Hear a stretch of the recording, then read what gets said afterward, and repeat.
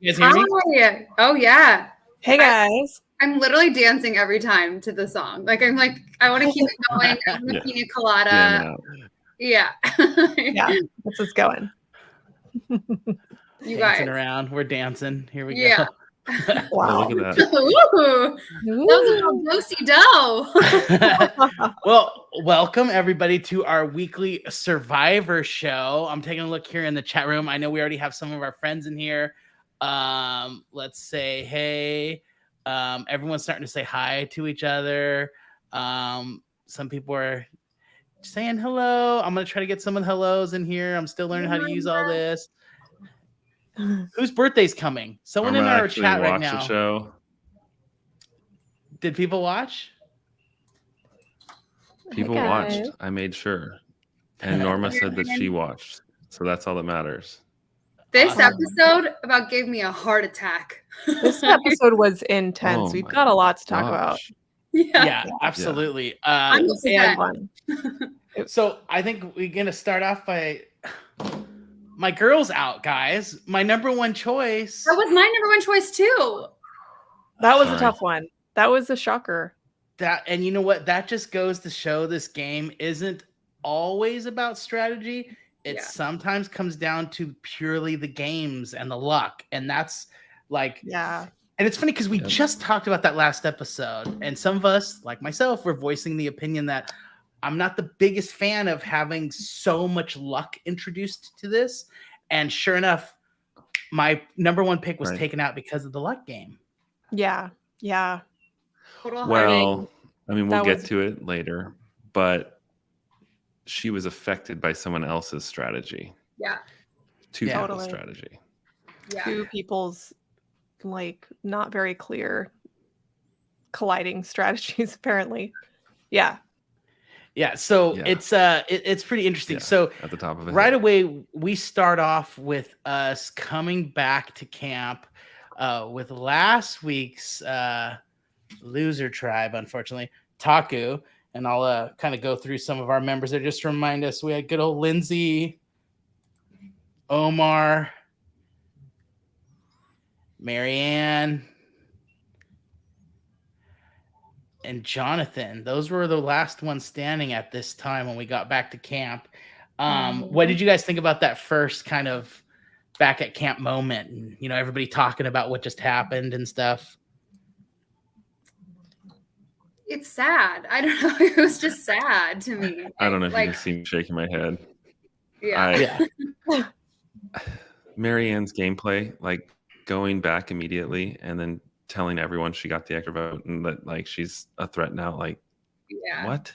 No, that's not how you play Survivor. Just zip your damn lips, girl. Zip your damn lips. Yeah. Do you think though she was trying to up her worth because she felt like she's on the chopping block? So is that necessarily the wrong move to do there? That's my question to you guys. I kind of thought, as much as it made me cringe, I was like, she's playing the hand she's been dealt. Yeah, that's fair. I don't know. She's just putting it too much out there. She reminds me of Mike and Daniel. They're just putting it too much out there. It's just shut up. But I guess you need a couple players like that. You need people to do that. And it's also, it's me being a Bravo celebrity. I love a good Bravo show. So this to me is just stirring the pot. I'm just thinking of all the Real Housewives that I watch. So I love it. But it's also what, you're stupid. Come on, get together. Yeah. Yeah. She's thinking too far ahead, I think. Yeah. Well, and the part that really made me cringe is when she's like, okay, so we're back. Okay, I say we all get ready. We'll powder up or whatever she said, and then we'll all go search for the idol. And it was like, okay, I guess let's just lay it out there. Yeah. And then what? Yeah. But she was the one who found it, between you and I, Josh, your pick is out and mine's looking pretty good. She's got an idol. I do appreciate her euphemisms when she's like, fudge, shiz. It's kind of cute. But I can't take it. You hate it. Okay, got it. Okay. Well, it just cracked me up because it's like by the end of this season, she's gonna be like a pack mule, just with like bags of idols and extra wishes and all this kind of stuff. Like she's gonna be just have a force field around her. Yes. She could be a tribe of her own by the time we're done. She's gonna have 50 extra votes, right? And it's just kind of funny. Norma. Like Survivor is so fun. Oh yeah. I think for those of us who are making fun of her last week, we're getting payback right now. I think it's karma on us. Like, fair. You thought she was a goofball? I'm gonna make sure she sticks around. Here we go. Boom, boom, boom, boom, boom, boom, boom, boom, boom. Yeah. So that kind of cracked me up, and I thought that was funny. And then so then we kind of shift over to spotlight over on Vati tribe. So now we go over to the tribe. We've got good old Mikey boy, Lydia, hi, my girl Jenny. Oh, R.I.P. And Daniel. Oh, and Chanel. I've got Chanel. Oh, yeah, Chanel. Let's listen to her. I think we start off with Daniel here. One of my favorite lines. So Daniel immediately is walking around the camp. We open with him trying to find his water shoes. That's actually like the voiceover we hear as the camera's coming into the camp. And one of my favorite quotes was, "Man, that guy loses everything." I think it was Hi who said it. He said, "Water bottle, shoes, shoulder." So, I wrote that down. I thought that was pretty funny. Yes, that's pretty good. He's losing his damn mind. He is not the lawyer that I ever want in any future scenario. He can't keep anything straight. He's losing all of it. Yeah, he was lit. And he could be playing dumb. He could be playing like leaning into the dumbness. Oh my gosh. You know, like at Tribal when I'm jumping ahead, but this is Daniel talk, right? Like he was like, "This is why I'm not going to win." I'm like, maybe he's trying to play innocent here, so he's trying to play like, "Oh, it's just me out here. I don't know what I'm doing." And then it's like, then he's something. He's the bad guy. He's the bad guy. Well, Norma, yes, the papers in his pants. Yeah, so that's what I was gonna say. Is this was a great introduction then to, okay, we're going to develop Daniel, the character who loses everything. Let us introduce you to he loses everything. And then we cut to, there's kind of a quiet moment. Mike and Jenny are hanging out. And Daniel comes over and is pestering Mike. And now we're starting to see relationships that we weren't really privy to before. Like I didn't know Daniel was that kind of guy, kind of a nebbish kind of needling on Mike. And you could tell by the time we joined them, Mike looked like he's been 4 days done with this. Like this has been going on for a while. And I thought it was funny that, that was going on. He's begging. And basically he said, and this is the lawyer in him, he's like, I got to read the fine print again. And so he wants to look at Mike's paper that has the special rules about this special idol. And so, he's pestering. I mean, would you guys have let him read this at this point? No, 0% chance. Absolutely not. No, certainly not take it away with you. No. No, absolutely not. So I have to jump in while I can see. My internet's buffing here.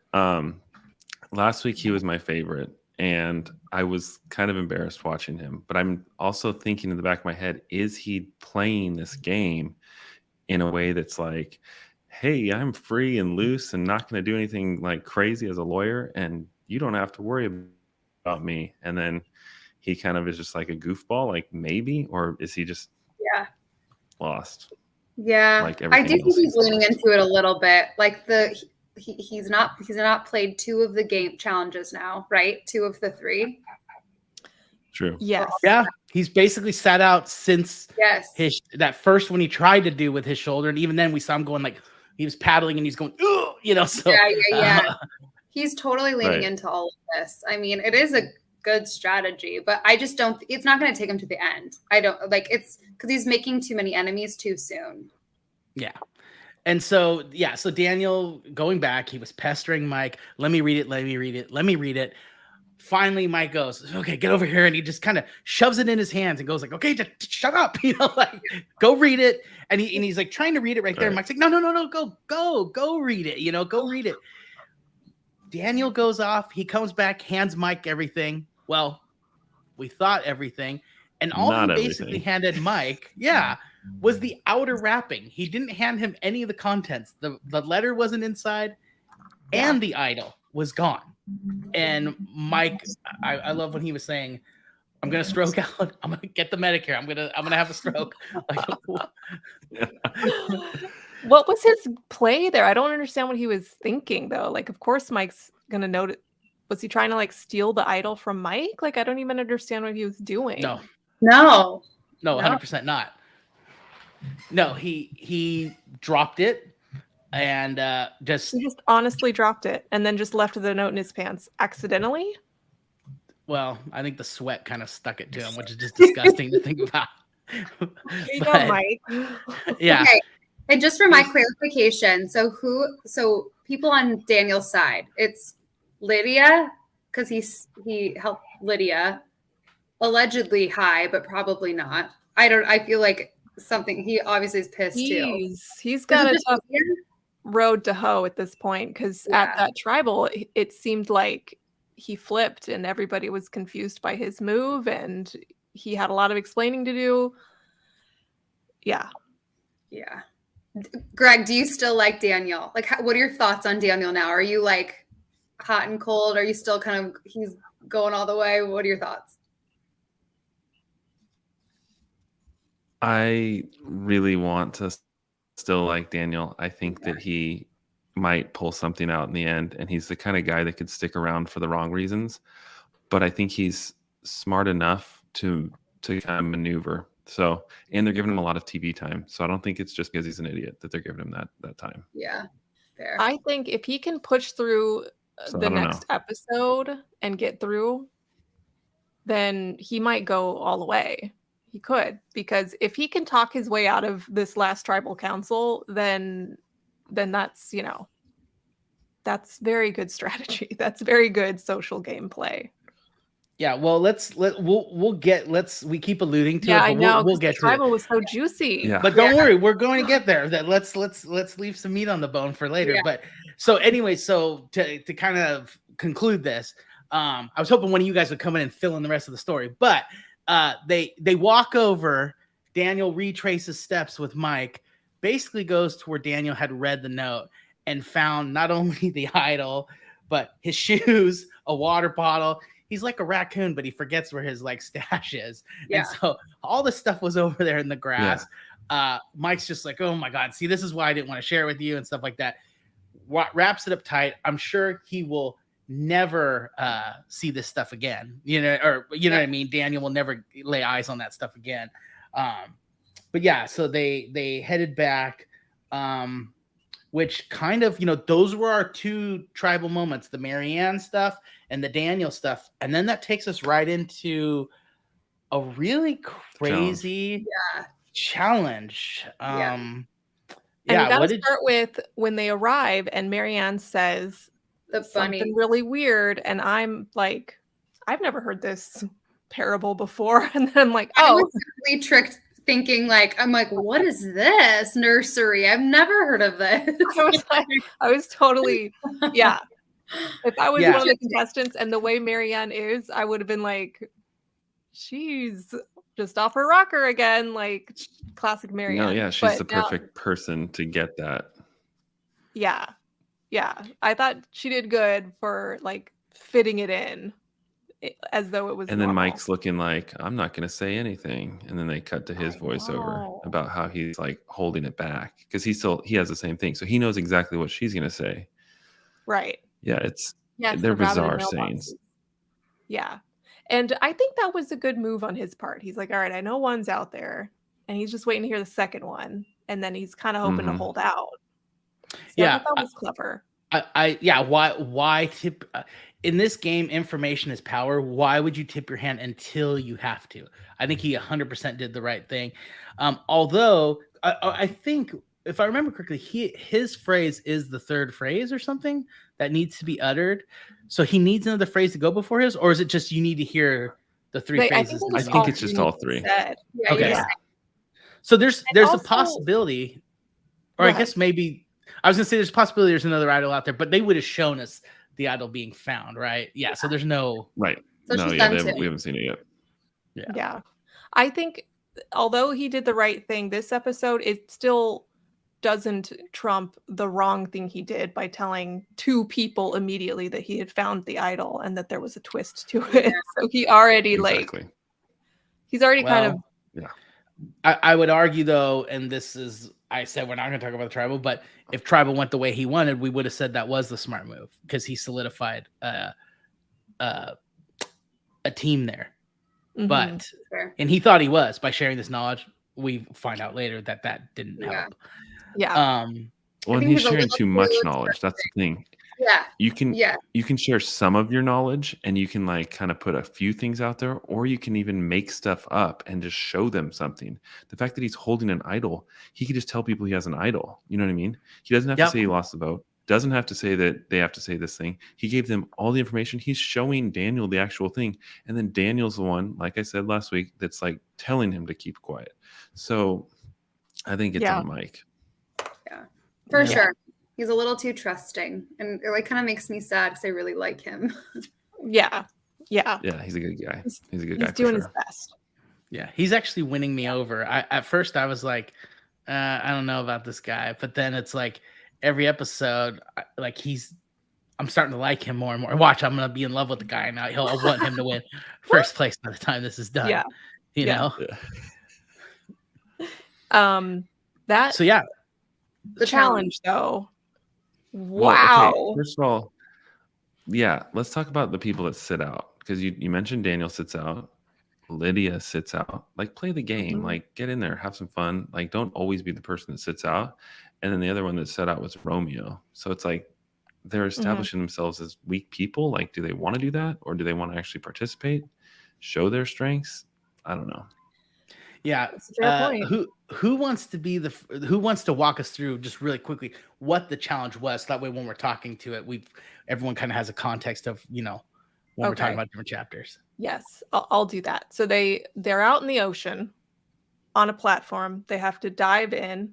They have to go to like the first station. Somebody has to dive down to the seafloor and untie, one of those like bean bags, and then that releases a ladder that then they have to carry to a second station, and I think it was lift the ladder up and then get the key. Yep, as a team. And mind you, they're doing this all as a team, each step. So they're all together going through each step. So they can't go from one station to another until the whole team is in the water. In the water. In the water at the station. And then they drag the ladder and the key to the shore, and then it got fuzzy for me.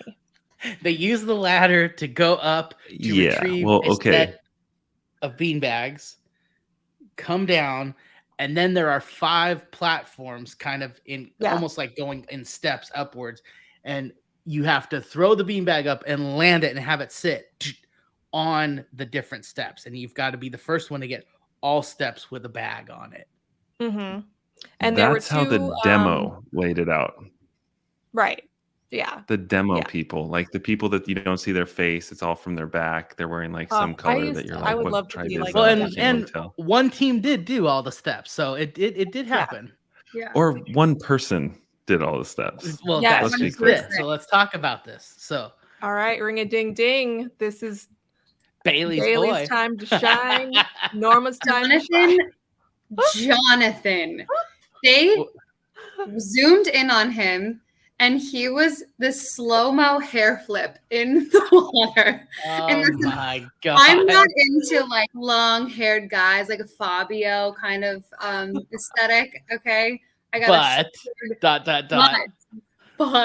that was so golden. I was like, I like stopped and did like a double take. Did I rewind 15 seconds to rewatch it again? Perhaps, but maybe not. But maybe I did. I don't know. I mean, it was impressive. I think his height helped a lot. I mean, obviously has upper body strength. So swimming, he's going to do well. Carrying something heavy, he's going to do well. His height, he was able to. I think that's what helped him. That the other teams, and I meant to look this up, but Jonathan might be the tallest of all of the contestants, and that height, being able to hold up the ladder because enough of his body was out of the water that he could really get the leverage on the ladder, so that she could climb up and get those beanbags. And let's talk about the muscles. He grabbed Marianne and Omar. You could just see them going. He literally grabbed them. So he's like, they're like, thank you. He's treating this as like a single elimination challenge where he's against literally everyone, and the only thing anybody else did was I turned to Natalie during this, and I was like, one guy defeated 3 tribes, or he took on 3 tribes. So the seas were very, very violent that day.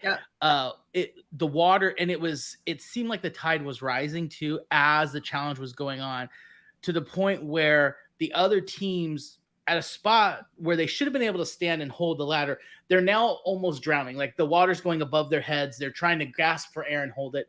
And for the first time, they said in Survivor history, they stopped the challenge for a moment, told everyone to pause. They told the 2 teams, just swim in. Like, I think it's to the point where they're like, okay, we're going to lose someone here if we keep going with this. So they said, swim in. We're going to pause. You both there. And we're going to retrieve your keys and have you start from that spot and race in and get your beanbags down and stuff like that using the key. Yeah. But by this time, Jonathan had already taken his team, literally thrown some of them in the water, took them to shore. Literally. He went up and got the beanbags. He's already launching for the platforms with the beanbags. And this like dangerous situation is still happening in the water, that they had to pause things on. It truly was incredible. It was an incredible performance. I mean, at one point, Mike's whole body was being like thrown around, and when he was trying to untie at the very first station, it was unbelievable. And then it seemed like they were all just getting like thrashed into the posts and gasping for air. It was intense. I also appreciate, shout out Jeff Probst for like all the constant like crazy one-liners he was saying, like, the most turbulent days we've ever seen. I've rarely seen anything like this. And I'm like, okay, Jeff. And then they stopped the challenge, and it like truly did turn out to be like, they've never done this in history before. I'm like, this episode's crazy. And Jeff's shorts got wet even. Like, he had to like keep stepping back on the shore because as the tide rose. Not the shorts. No, but like, that's how crazy. Well, like, the host is getting like splashed. No, it's true. In previous seasons, it seems like the water is just like always pristine, and I'm always wondering, like, how do they get the water so calm? Like, do they have barriers? What do they do? And this is just an example of this is real, like, outside things going on. This is the ocean. This is Mother Nature, and that was the craziest waves I've ever seen on Survivor in a long time. I mean, that was dangerous. And then Jonathan, they cut to him underwater carrying a ladder, and it's like he's Aquaman or something. He was Aquaman. It was incredible. You know what it did? For one thing that it did kind of put a spotlight on for me is I noticed, let me pull up their tribe here. Ika, with our boy Roxroy here. So one of the things, it put a spotlight on him, to me, of how much he's not, like, you look at him and he's like, kind of, they do all kind of fall into roles. He's supposed to be kind of the strong guy on there. Like, that's one of the things you think he's going to lend to his tribe.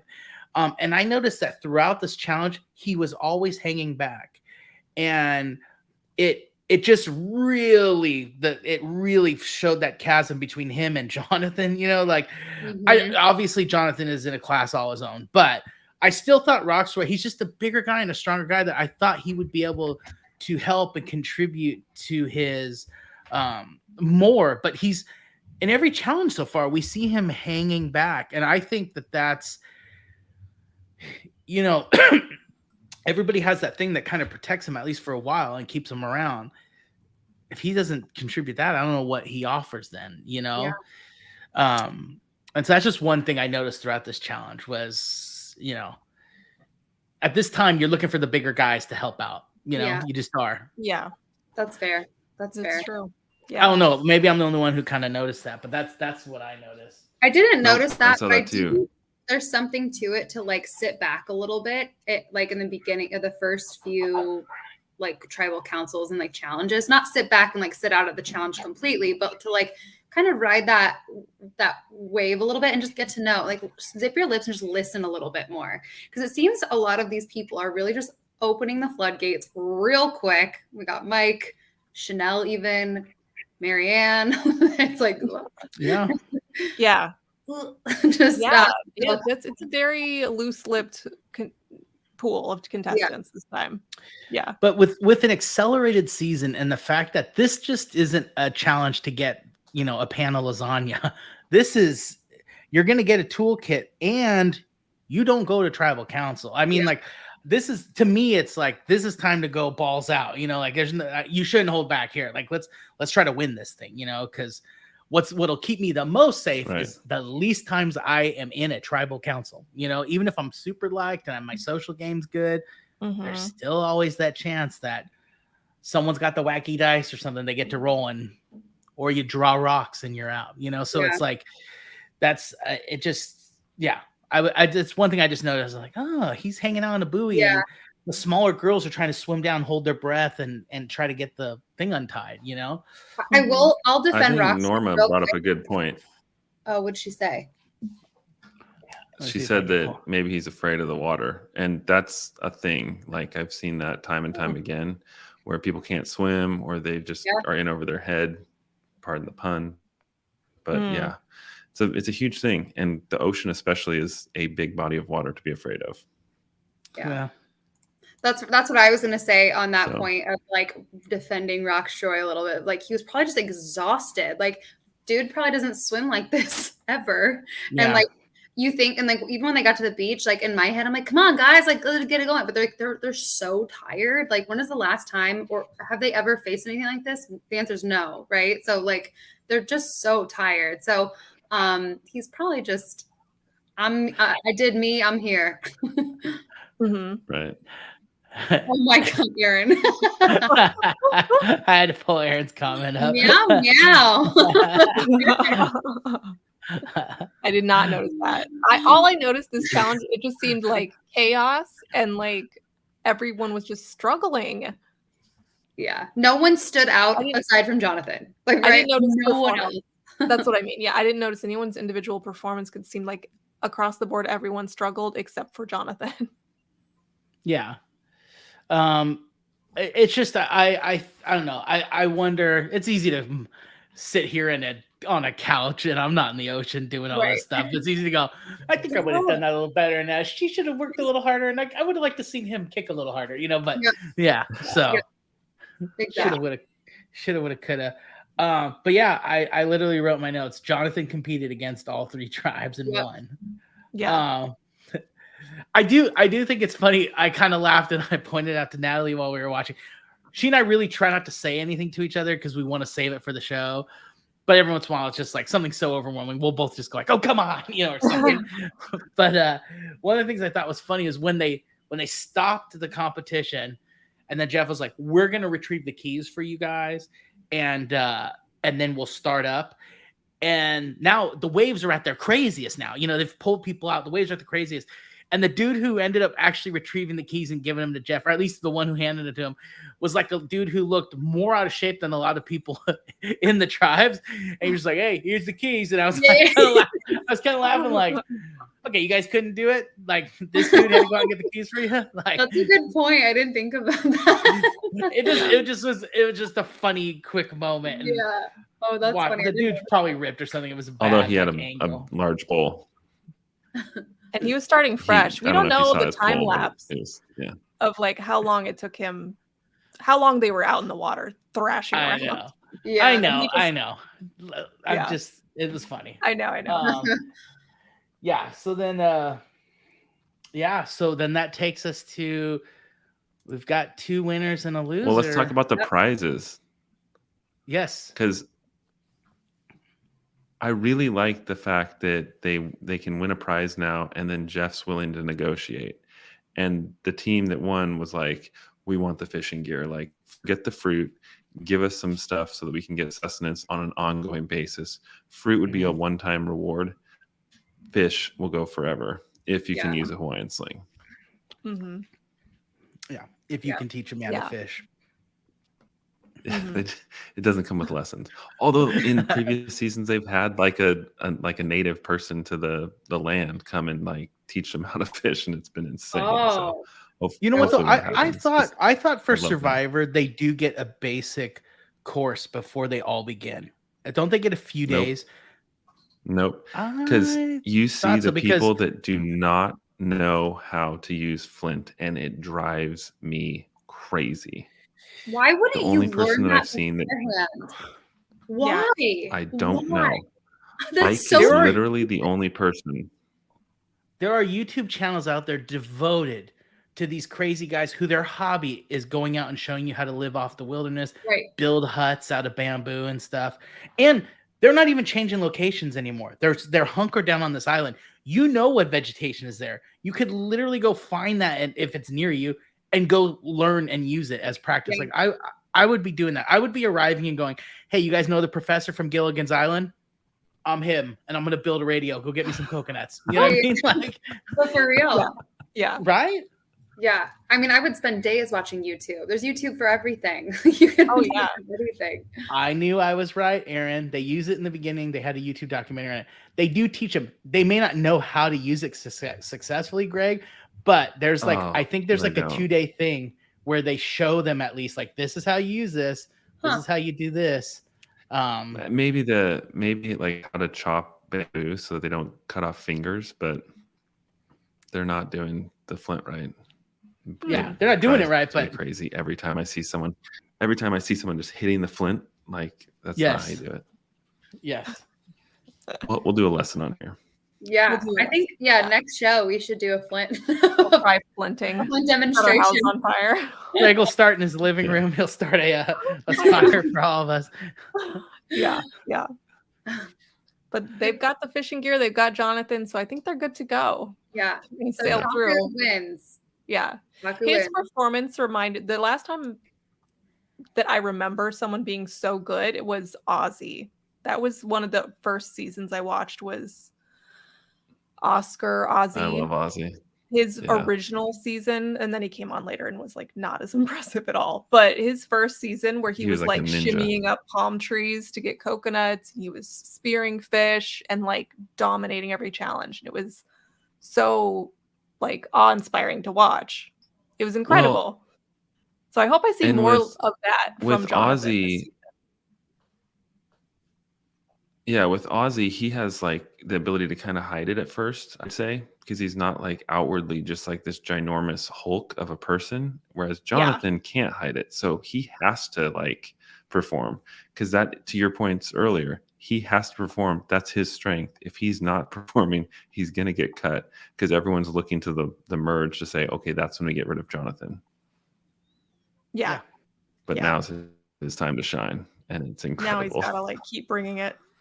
This is why I think Lindsay wins, because she's just gonna ride this like Jonathan way because they're buddies and she's a girl and she's nice. So that's my new pick, by the way. Instead of Jenny, it's Lindsay.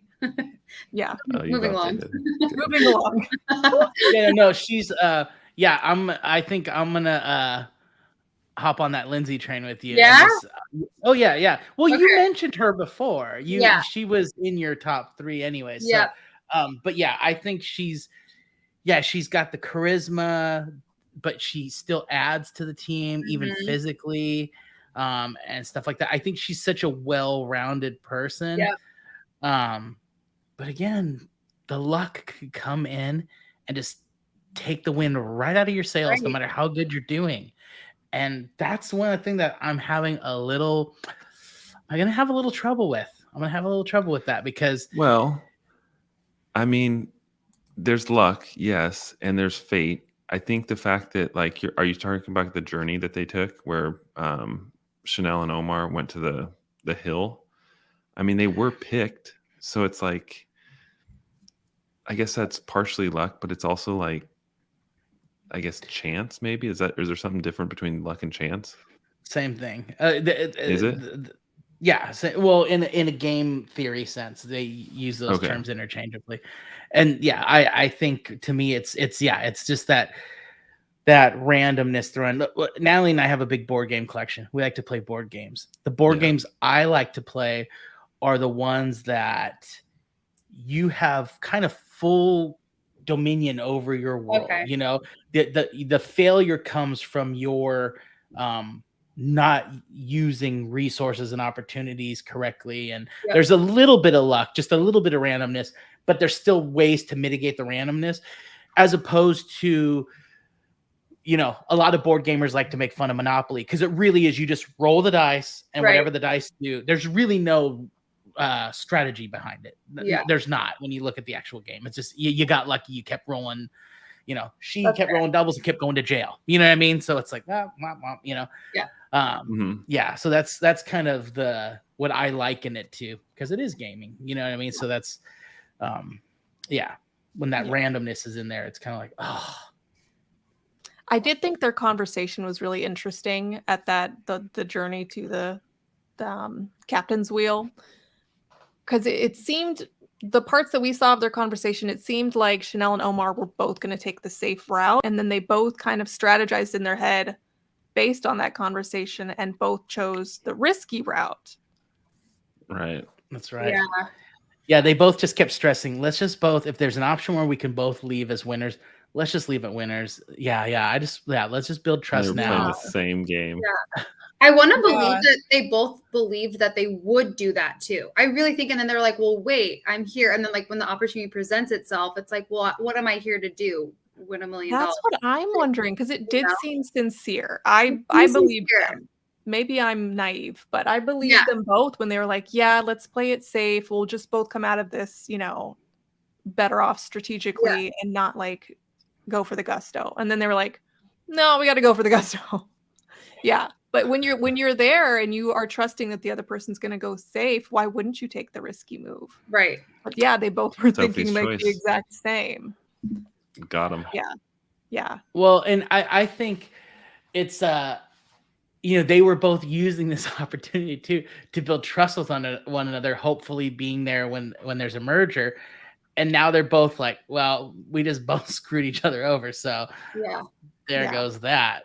But they can both relate to that with each other too. You know, let's say they end up on the same tribe. They're like, yeah, I did what I had to do. And like, they can say that to each other, like in confidence, because they figure out what the other chose, right? Like eventually. Right. Well, it's nice that they both chose the same thing, because now they both will have a bonding. If they get to the merger together, they'll have that bonding moment of like, gotcha. Exactly.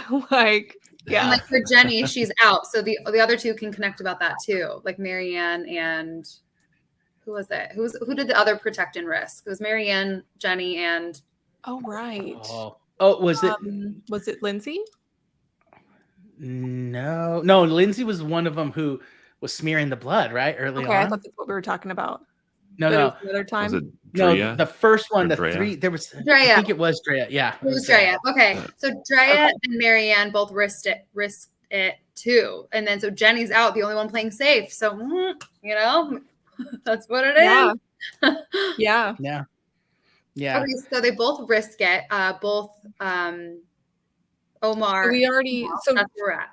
She lost her immediate next vote, which was this tribal. So then we're still gonna wait and see.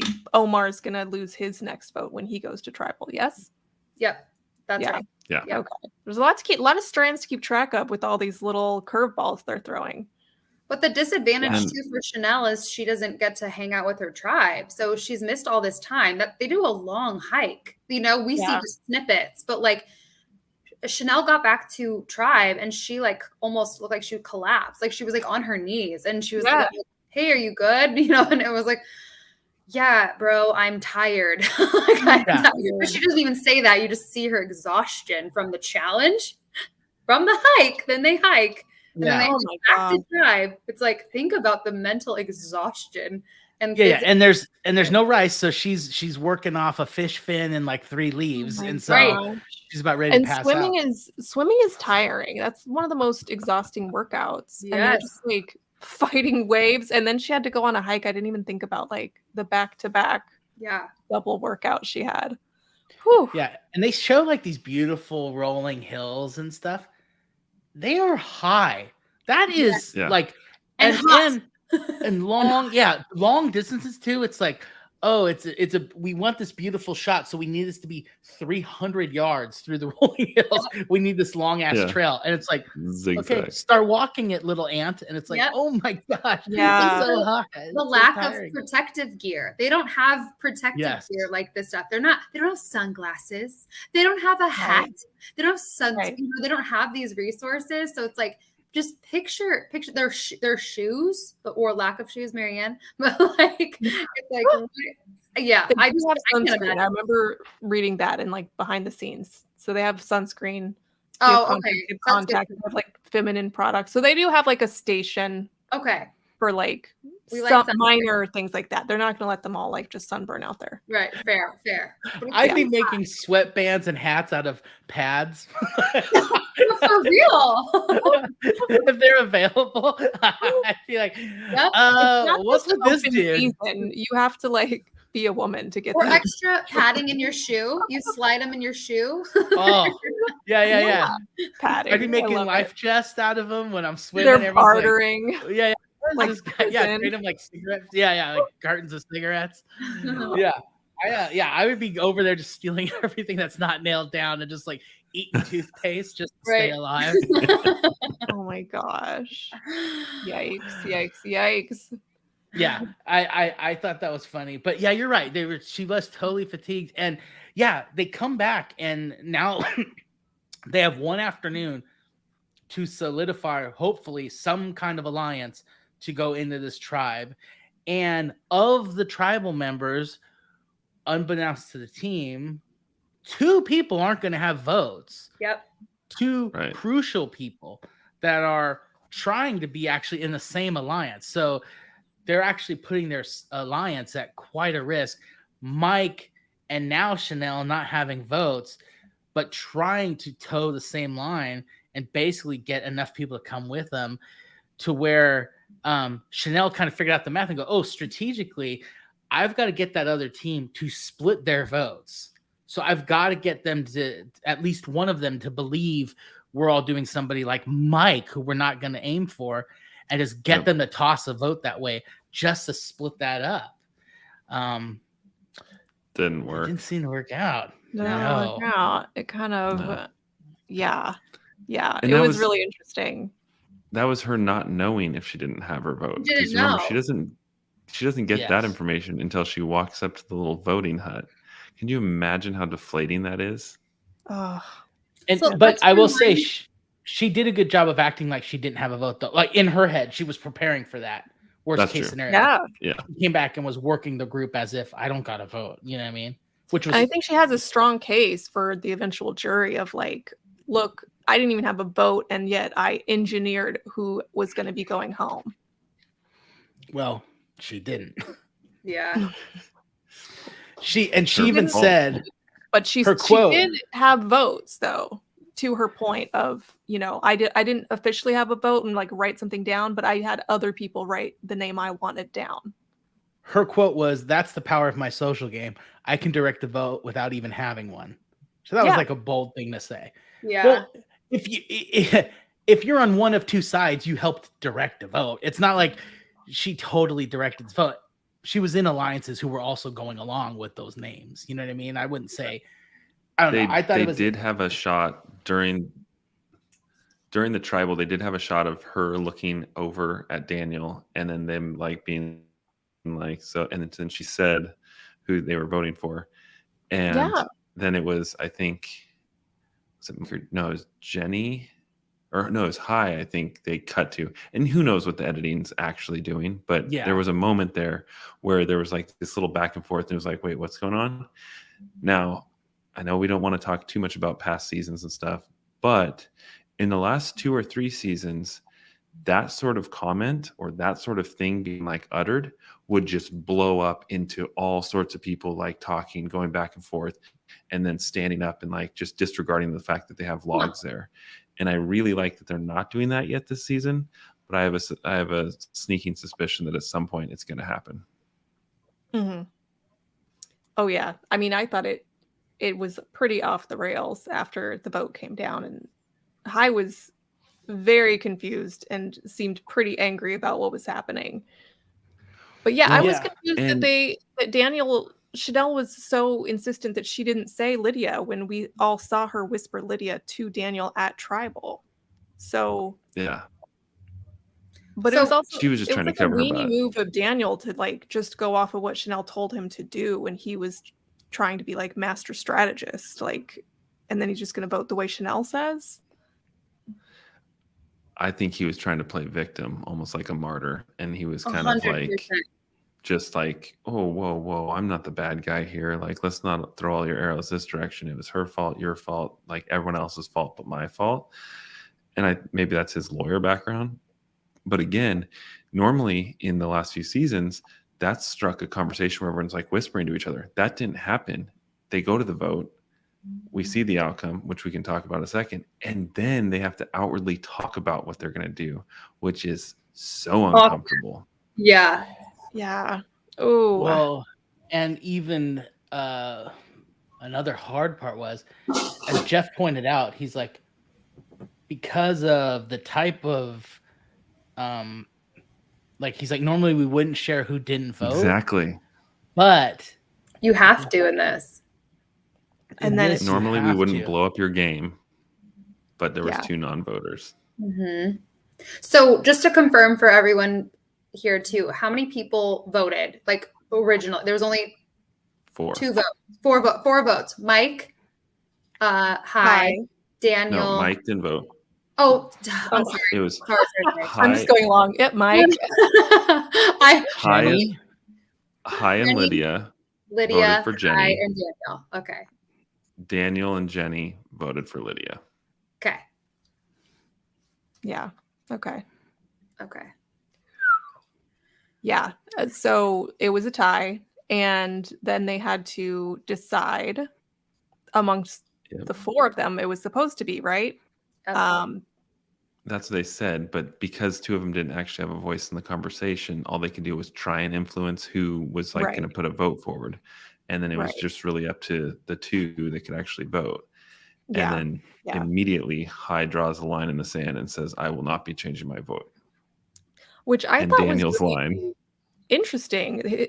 His loyalty. We haven't seen a lot of loyalty in this season so far. And he was like, no, I'm staying loyal to Lydia of all people. You know, she doesn't strike us yet as a key player, key strategic player, you know, but he has a bond with her and he wasn't going to go against his word with her, which I thought was honorable, maybe strategic. I don't know. I think that could be, with him drawing a hard line like that, I think it could be dangerous for him in the long run.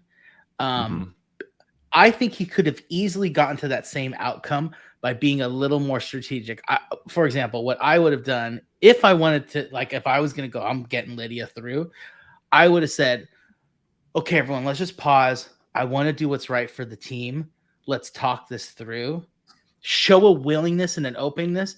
Then help, hopefully, in the conversation, guide it to Lydia and kind of go, well, you know, I feel more comfortable being like, she is the one I came in with, blah, blah. But if later he drew such a hard line that everyone knows when it comes time to strategize, they're going to go, he will not leave her now. Like, you know what I mean? And it could be dangerous for him now that they know he's willing to draw such a hard line for that. And then my boy Daniel, unfortunately, draws his line saying that no one's going to be drawing rocks tonight, which basically says that I will go with whatever you say, unfortunately. Which he'd already said, because he already went with whatever Chanel was going to say. I would have done the same thing though. There's no everyone said though. Everyone said though there's no rocks because no one. Yeah, it wasn't just Daniel who said it. The whole team agreed. We're not doing rocks. But he said like, before we get started, I just want you to know we will not be drawing rocks. I would have done the same thing. I would have done the same though. I would have gone, there's no way in hell there's a chance I'm leaving. Right. When I have a vote. And that's the chance luck thing you're talking about. No, it's but like what I'm saying, being sent home because of a rock? No way. Yeah, in that moment, but what I'm saying is, as that person, you're not going home. You're not going to give away that. But what are you saying, Greg? No, but you have to be the person that's like, guess what? I'm unpredictable. You don't know what I'm going to do. I'll go to rocks. If you're not going to like play my game, I'll go to rocks. Like, I think you need a little bit of that craziness for then High to be like, okay, I don't have like a leg to stand on. I could be the reason we go to rocks.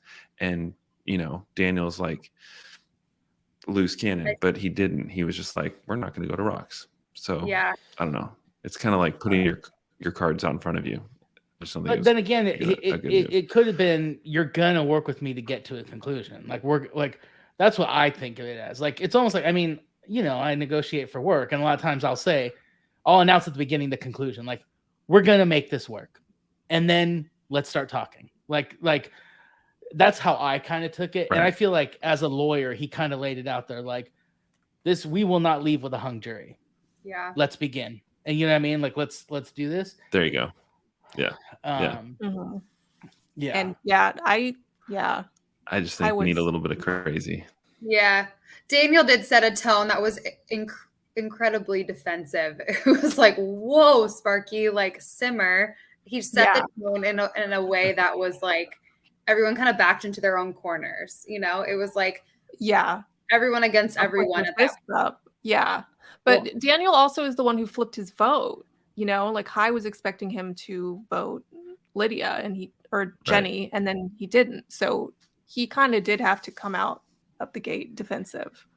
Well, he put himself in the middle of both parties. So that's on him. Yeah. So now he had to prove his allegiance, but it was too grovelly to me. It was like, okay, but you guys know, if I do this, I don't, I don't want to be. And like, he even was like, Chanel, who do you want me to vote for? Tell me. And it was like, oh, dude, let's talk about that. And then he's pointing to Lydia and he's like, you're not going to hold this against me, and you're not going to hold this against me.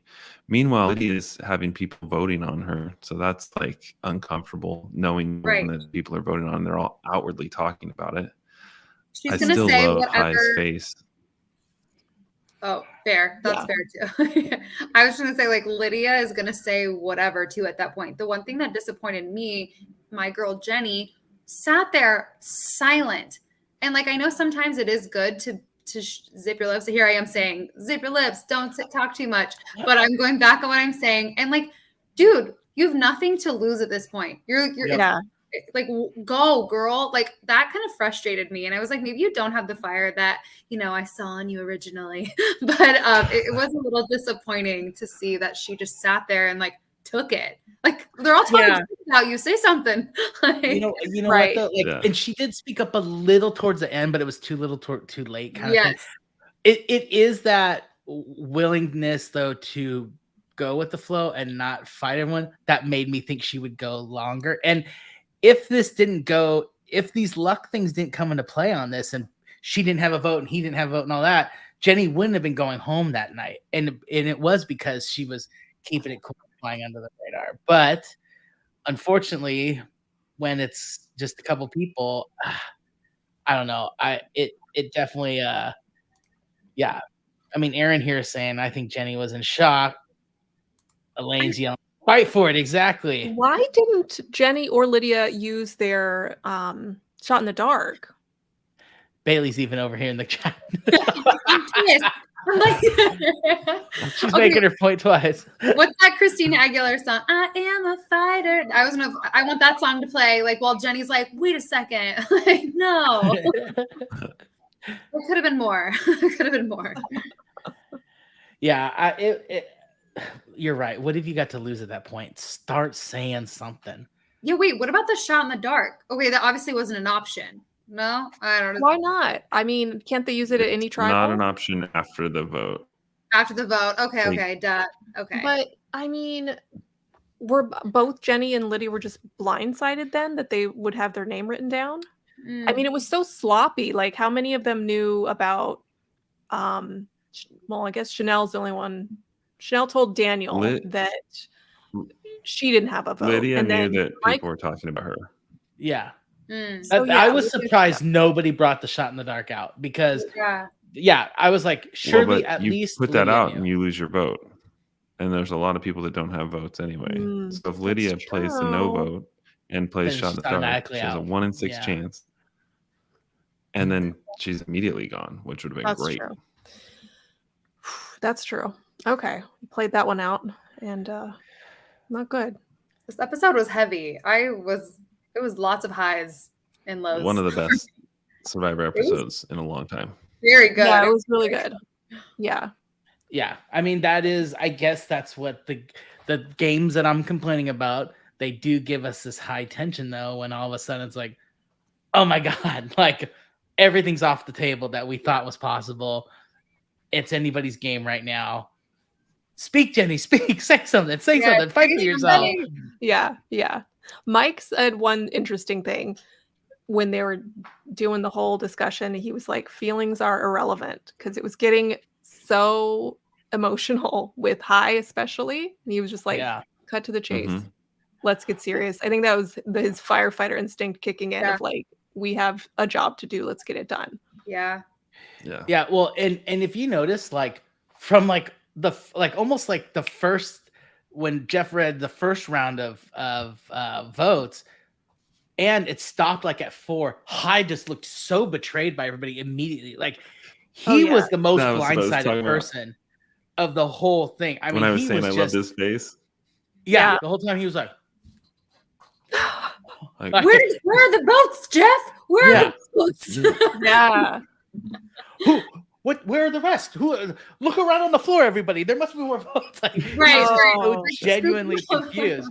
Yeah. He was so genuinely confused. And then it's like, I guess maybe he really did take to heart what he thought were his alliance or whatever, because you saw the betrayal in his eyes. Yeah. You know? 100%. Yeah. He really was like, he was the most blindsided person, and he wasn't even getting voted on. Yeah. Let's talk about Chanel for a minute, because I don't understand where her head was at, why she was emotional about Daniel, when clearly she knows she told Daniel to vote for Lydia. So I don't know why she was so adamant. Like, I didn't tell you that. Why is he being a snake? Like, because he exposed her game outwardly. Exposed her. Yeah. This is why I would just fail at Survivor, because I'm always like, why did they do this? And it's like so obvious to you guys. I just wish she would have said something like, this isn't about me right now, because he kept trying to bring her in, Daniel did, and it was like, shut up. Like, what are you doing? This isn't about Chanel. Like, he literally threw her under the bus immediately. Like, he brought her up and blamed her immediately. There was no hesitation. He was ready. So I feel like Daniel has this like numbered list of people in his head. He's like, okay, this is my number 1, number 2, number 3. Like, or maybe he's just that dumb. He's just what a dumb move to like, okay. So Daniel's gameplay was, I'm going to vote the way Chanel says and then out her for that. And then the person he voted for, Lydia, did not go home. And then his alliance partner, Chanel, is pissed at him. So what's screwed. The first 5 minutes of the next episode going to be like? He's going to be tail between the legs, trying to like put out the fire he started. Awkward. So who's Chanel in cahoots with now? Who's her? Who is she with? Because Daniel was her go-to, and now it's like fire. Mike. First 5-10 minutes. Yeah. First 5-10 minutes of next episode is going to be very interesting. Awkward. Yeah. Awkward. Who did Mike tell about his idol? I know Daniel, but who was the girl he told? Was Jenny. It Chanel? No, Jenny. Because Daniel told Chanel, I thought. Oh, okay. I'm thinking that. So Chanel knows, but he didn't directly tell Chanel. You're right. It was Jenny, Daniel. Daniel told Chanel. Okay. Yeah. Okay. Got it. So Chanel is playing a strong game until now Daniel outed her. So she's got some cleaning up to do, but yeah, it'll be interesting. So now it's High and Lydia and Mike and Chanel, and then Daniel. And then Daniel. So Aaron brings up a good point here, Chanel and Mike, but I don't think Mike will be loyal to her going forward. Although I don't know if Mike will view this as her messing up. I think he'll view it as Daniel, you little idiot, because he already was not happy with Daniel. I mean, the whole losing the idol thing is that he was already bugging him, and so now that's a good point. I think he's going to turn to Chanel and go, I can't believe we trusted that moron. You know what I mean? Like, he blew it. We should have pulled in high or something, you know? Yeah. They're together. So, you know, again, we're only seeing these little snippets. They're together all the time. So like things like when Mary Ann's like always singing and doing things, it's like, okay, it's kind of funny for a moment. And it's like, wait, this is actually like really annoying. Like same thing for Daniel, like for him to be losing stuff and all of a sudden lose the idol. It's like, wait, this is annoying. I think Mike is definitely getting over the edge with Daniel. He's about to kick him to the curb. His strategy, and he might lean into Chanel. And just broad strokes, like archetypes of people, like firefighter guy and lawyer guy, they're not going to naturally get along. Fair. Well, I was going to say, just the losing stuff thing. Have you ever been to a firehouse? Everything has a place. When they get back from a call, the truck gets put back meticulously and it gets wiped down and clean. Like, everything always looks brand new and perfect, ready to go, because in an emergency, you need to know exactly where something is every time. And so, then you've got this guy who's leaving his shit all up and down the beach. And so this ain't gonna fly. Yeah. I mean, you've got a dude who's been ingrained with put your stuff back. Put your stuff back. Yeah. Good point. Yeah. And then Jenny's comments at the end. So she really blamed Hai for what happened, because he was not going to vote out Lydia. So I guess that went against his word to Jenny. Yeah. Yeah. So if she were still in the game, she would be not trusting Hai. But I guess from what we saw at Tribal, Hai kind of came out on top, I think, as far as like he didn't lose an alliance member. Yeah. And he stuck to his guns. I have to respect Hai a little bit on that, because he was like, absolutely no way, because he obviously in his head, that's his number one person. Like, I don't know. I don't know if I would have. I started following all these people on Instagram to kind of get a feel for it. And Hai said, "Thanks for the love, y'all. It's been a bit overwhelming at the moment, so I might not respond to everything, but I do appreciate all your kind words. Also, please don't attack the cast. We're human beings playing a complex social game. Emotions are high, but don't pile hate on people." Sorry, Daniel. Daniel got some hate. To me that there's so much beyond the show. But also, welcome to showbiz, baby. This is gonna happen. You put yourself out there. Don't have social media. Don't have social media if you don't want to hear it. That's but only 5 stars for us and like, comment. Okay. That's true. Yes. Yeah. You've made it if you have a huge portion of haters, because that means you have even more people who love you. Exactly. This was good. I think that's a good point. It definitely, Norma was asking, can they change teammates? I think, Norma, we can arrange a you and Jonathan team if that's what you're looking for. But no, I think in all seriousness, they will come together once they've whittled enough the numbers down in each tribe. They will bring everyone together for a one tribe and then start whittling out of that one tribe. And I will tell you from the relationships. Oh, go ahead. I was gonna say, or they might sometimes, like, a tribe will get so low that they'll just go to 2 tribes, or they'll rebalance the tribe somehow. So there's a bunch of stuff in play. They never know what's exactly going to happen. Sometimes they've been sent to the merge together, what they think is the merge, because they become one tribe, and then they're still not a tribe. And there's like teams being like distributed. They just have to share a camp. So Survivor's always trying to like change the script, because there's so many fans out there that are like, trying to hack eventually there'll be one tribe. Eventually they're smushing them together, though. As the numbers go down, as the numbers go down, they start smushing them, whether it's one tribe or 2 or whatever. But they'll eventually keep condensing it down, because they're not going to have a tribe of one guy by himself trying to compete against 2 other full tribes. Unless it's Jonathan. Jonathan only do one Highlander.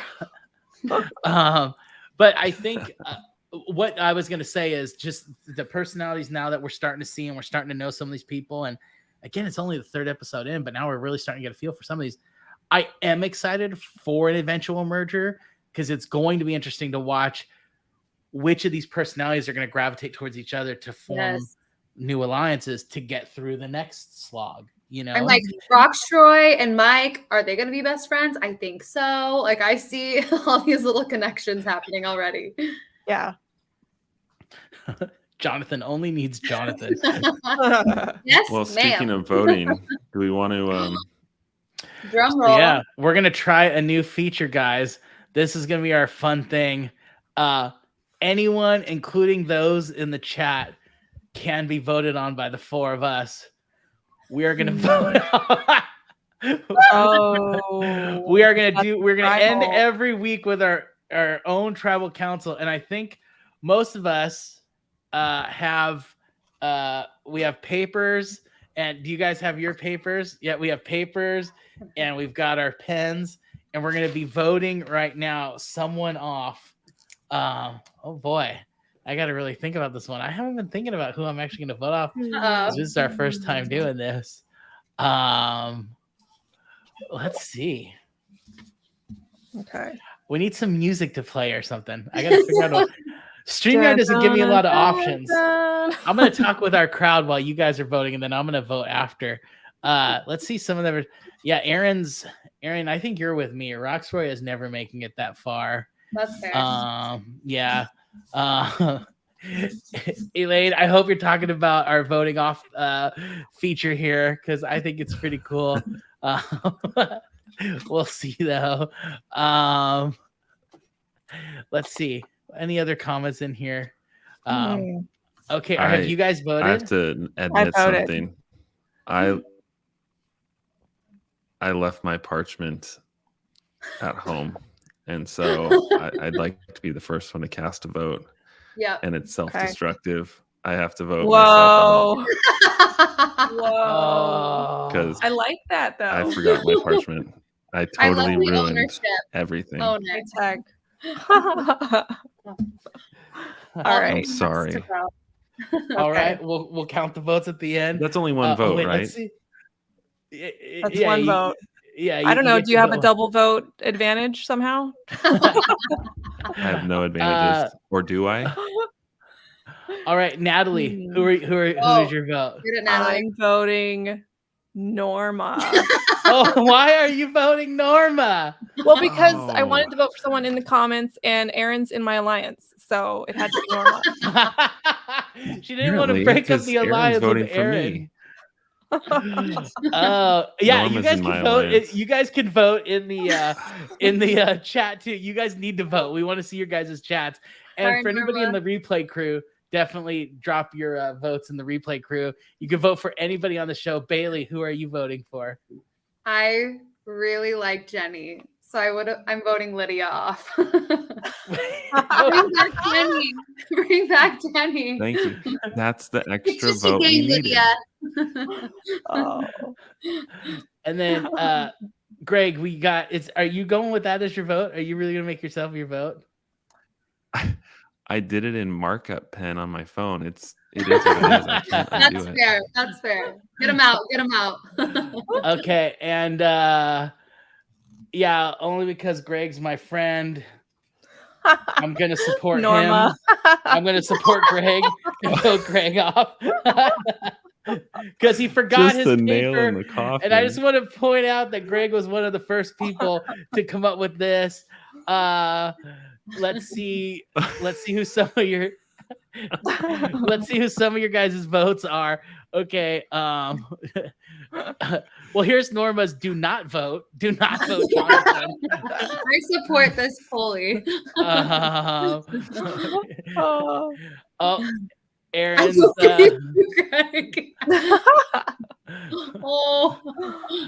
getting real. It's this. I think Mocha is just laughing. I don't know if that's her vote.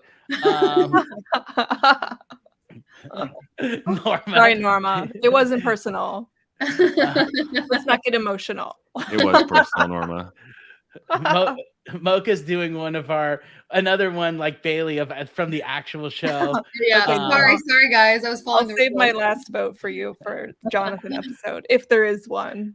Natalie in my alliance can't vote for her, so you picked Zach. You had to go Greg. She's still holding a grudge from when you originally wanted. Again, oh yeah. Norma's still voting to keep Episode Jonathan 1. in. So Norma's got 2 votes to keep Jonathan in. This is crazy. Yeah. Yeah, Erin's Norma doubled will down. go with him. We are She's definitely, voted we've for got me a and pattern here. reminded us. Yeah. Voted for Greg. Norma likes that one. Yeah, Greg, unfortunately, you're our first survivor voted off. Yeah. So here, I'm gonna blow out the torch. The tribe has Which I want to spoken. show Yeah, the that. tribe. Yeah. I'm gonna blow out the torch here and go back to our Greg's jungle. Wah, wah. So for those keeping track at home, Greg is our won't be back first. next week. Yeah, so guys, we're gonna end every episode with us doing a vote of Okay. So nobody in the we don't care if you guys are in the chat. You guys are also, you're up for it. You're eligible. You are all eligible. Yeah. What's your tone in the chat? Yeah. So start during the episodes, guys. Keep in mind, and when you vote for us, if you vote for someone, give us a reason. Okay. Yeah. Okay. I can't wait for next episode, guys. Excited. It's gonna be This one was crazy. This is gonna be a hard one to top. I want to Yeah, see Daniel try to excited. squirm his way out of this one. He is entertaining. I do kind of want him around for a little while because he's entertaining. But we'll get into that next week. Yeah. Yeah. Yeah, I mean that's the good thing is we've got an entertaining Yeah, group of it'll make it people. They're good television. They're passionate. This is gonna be fun to watch. Like Yeah. if it's and this is only 3rd episode in. Come on, I mean it can only build. You know. Yes. So I'm looking forward to it. Yeah. So thank you guys. True. Thanks everyone for joining us this week. Sorry, Yeah. Norman. Any other things you guys want to say before we go? That was crazy. Play out last. Crazy. Yeah. All right. Well, we'll see you guys next week. Thank you so much for watching. If you can, drop us a like. That's the easiest way to show us some love. And share it if you want. We're a new show, so we're just trying to make people aware that it's even out there. So, yeah, and Replay Crew, drop us some comments. We're all looking at it during the week, Thank and we'll respond. Yeah. Thanks for joining, y'all. Yeah, love you guys. I'll play our little Bye, music as a goodbye for now. So, see you guys.